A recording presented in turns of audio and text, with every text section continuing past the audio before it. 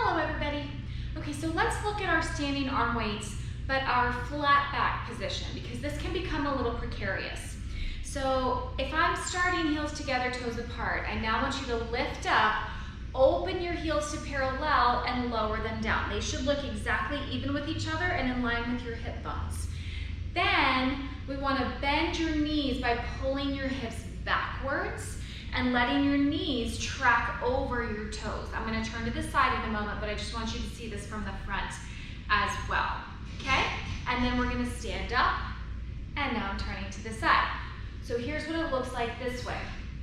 If I'm heels together, toes apart, I'm going to rise up, open your heels to parallel, and lower them down. So now again, my feet are like an H next to each other. As I bend my knees, I want to make sure I'm not dumping forward my knees over the toes, past the toes.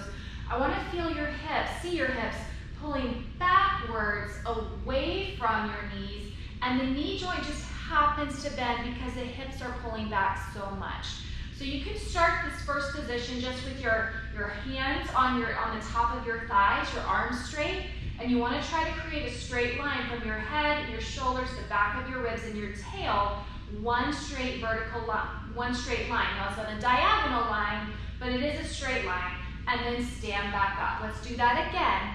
So you pull your hips backwards to allow the knees to go forward. Now look just gently towards your knees. You don't have to drop your head because that will round your upper back. We want to keep it flat.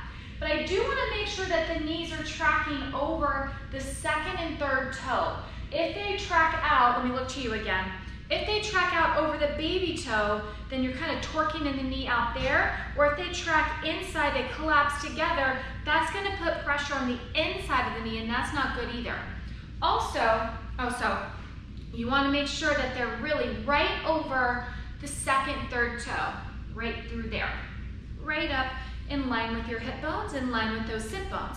So if I'm turning to the side, and I'm in that flat back position here, my knees are tracking over the toes, I also want to be able to wiggle my toes because we know the heels connects to the hamstrings, the back of the thighs, and already I'm feeling this position back here in my hamstrings. I'm not as much in my quads, and I don't feel it in my knees. I feel it back here in the back of the thighs.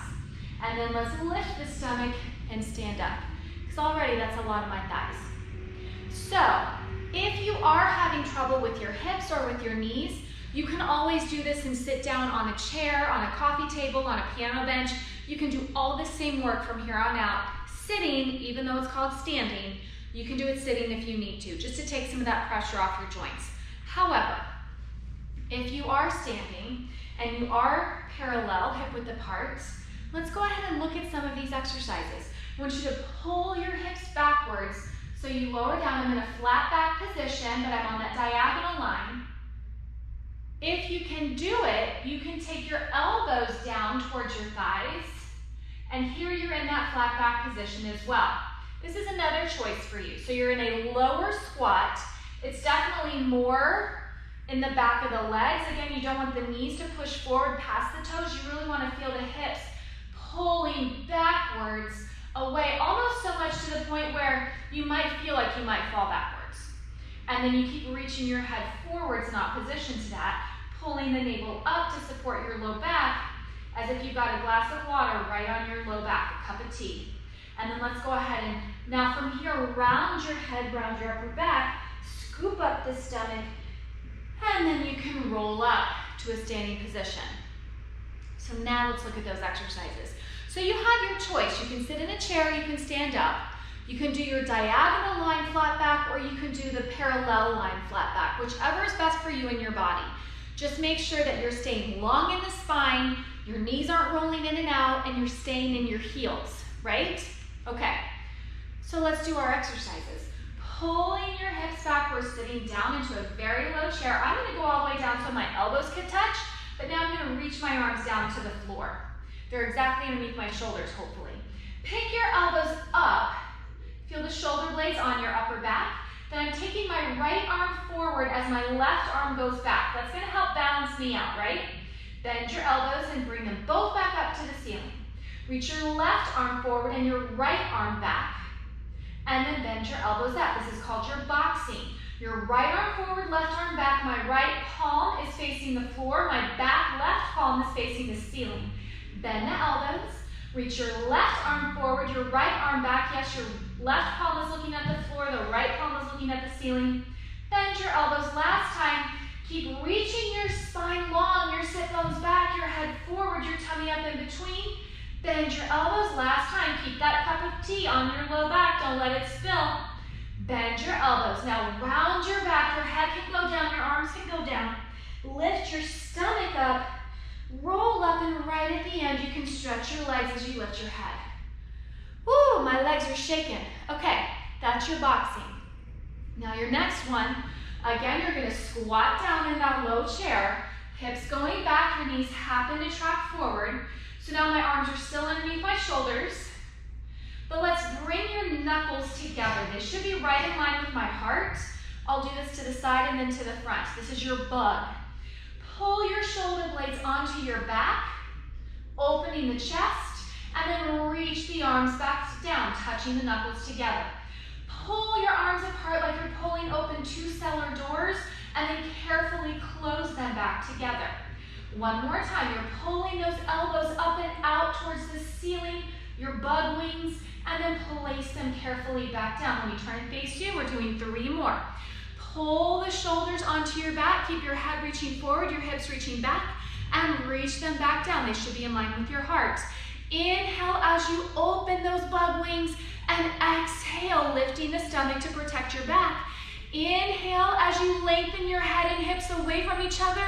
Exhale, pull the stomach into all that space you're creating, then reach your arms down, round your head, scoop the stomach, and roll it up. Oh. Again, those legs are shaking. We have one more exercise down here. So I'm gonna go to the side again. My feet are parallel hip width apart. Pull your hips backwards, folding, creasing across the front of the hip, but my tummy's still pulled up to protect my low back. My arms are underneath my shoulders. But now pick the elbows up again like your first one, like boxing. This time though, both arms go back. Reach, reach, reach, reach, reach. Hug the back of those arms, and then pull the weights back to your shoulders. These are your triceps. Press it back. Now don't let your shoulders round and your head round forward. Keep your chest and your back flat. Bend the elbows, pull the weights to your shoulders. Press it back, reach your sit bones back and your head forward. Bend the elbows. 2 more. It's like you're a downhill skier. Reach the arms back, reach your chest forward in opposition. Bend the elbows. Last time here. Heels are digging down, my chest and spine are lengthening, and pull it back in. No swinging of those arms. Reach the arms down, round your head, and roll it up. Whew. Nice. And there you go. Those are your 3 exercises, your boxing, your bug, and then your tricep press that you can do in that flat back position. Again, you can use a Cadillac, you can use a piano bench, you can use a chair, and get the exact same work in if you need that for your arms. And ultimately, as we progress through the arm weight series, you move from your standing exercises into the flat back squatting exercises, so you're not in that squat for that long, okay? Just to practice there though. Thank you everybody, see you soon.